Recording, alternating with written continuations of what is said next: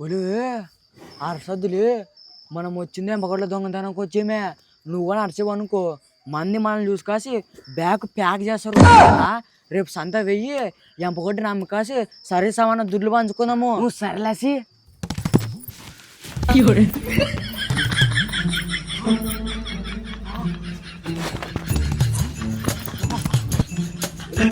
ఇప్పుడు పాలు ఇవ్వనప్పుడు అయితే ధర తక్కువ అవుతాయి దుడ్లు తక్కువ వస్తాయి. పాలు ఇచ్చేప్పుడు అయితే ధర ఫుల్ అవుతాయి దుడ్లు ఫుల్ వస్తాయి. అప్పుడు సమానంగా పంచుకుని వచ్చి ఇది ఇంత పాలు ఇస్తుంది అంటావా? ఒకసారి చెక్ చేసి చూద్దాం.